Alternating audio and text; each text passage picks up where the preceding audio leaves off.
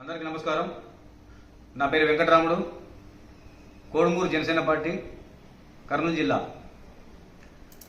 Professor Nageswararao గారు మాట్లాడిన దాని మీద మరి ఆయన్నే ప్రెస్ మీట్ పెట్టి నేను తప్పు మాట్లాడాను, నా మాటలను నేను విత్డ్రా చేసుకుంటున్నాను, పవన్ కళ్యాణ్ గారి మీద చేసిన అబద్ధాలు అది నాకు ఎవరో కావాలని ఇచ్చారు, సో దాని మీద బేసిక్స్ లేకుండా మాట్లాడాను, అది నేను విత్డ్రా చేసుకుంటున్నానని ఆయనే స్వయంగా జర్నలిస్టు ప్రొఫెసర్ నాగేశ్వరరావు గారు చెప్పడం జరిగింది. ఆయన మాట్లాడేటప్పుడు పవన్ కళ్యాణ్ గారి మీద కానీ తెలంగాణ ఆంధ్రప్రదేశ్ ప్రజల మీద మాట్లాడేటప్పుడు కొంచెము ఆలోచించి మాట్లాడాలి. పవన్ కళ్యాణ్ గారు ఒక రాష్ట్రానికి ఉప ముఖ్యమంత్రి వర్యులు. దాన్ని లింక్ చేసి మీరు మాట్లాడిన మాటలు ప్రజల్లోకి చాలా డీప్గా వెళ్ళి జనసేన పార్టీని, కూటమి ప్రభుత్వాన్ని చాలా ఇబ్బంది పెడతాయన్న విషయం మీరు గమనించాలి. సో దానికోసమే మీ మీద జనసేన పార్టీ నుంచి జనసేన నాయకులు మీ మీద కేసు ఫైల్ చేయడం జరిగినది. దానికి స్పందిస్తూ పాషం యాదగిరి గారు, ఆయన కూడా జర్నలిస్టు తెలంగాణ నుంచి, మరి ఆయన ఊరికే మాట్లాడితే అడ్డదిడ్డంగా మాట్లాడుతున్నాడు.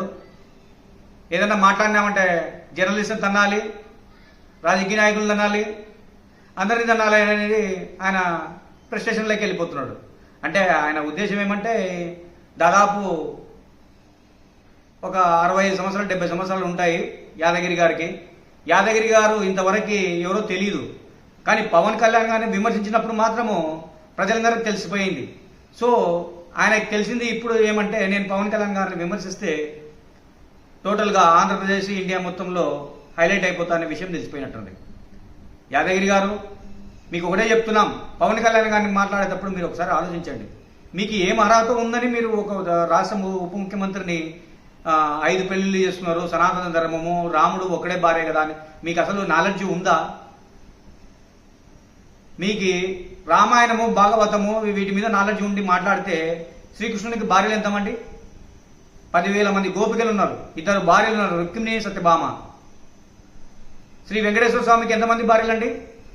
అలివేలు మంగ తయారు, అలాగే పద్మావతమ్మ, 2 భార్యలు.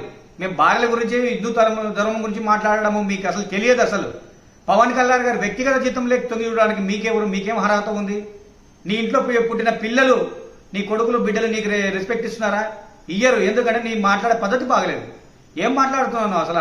అర్థమే లేకుండా మాట్లాడుతున్నావు. ముసలి వయసు వచ్చింది, ఎట్లా మాట్లాడాలా? ఓ చెట్టుకు కాసిన ఆకులు కూడా వయసు వచ్చిన తర్వాత రాలి కింద పడిపోయే సమయంలో అవి ఎక్కిరించినట్టు మీరు ఎక్కిరిస్తున్నారు. అది పద్ధతి కాదు.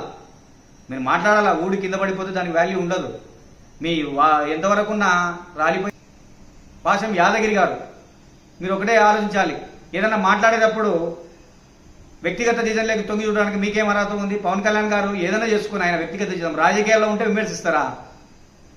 రాజకీయాల్లో విమర్శించినప్పుడు కాదు, ప్రజలకు మేలు చేసేవి చేయండి. మీరు ప్రొఫెసర్ నాగేశ్వరరావు గారి మీద మీకు ప్రేమ, ఆప్యాయత, అభిమానం ఉంటే పోయి ఆయన కాలు కడిగి నెత్తి తల్లుకొని రోజు తాగండి ఆ నీళ్లు.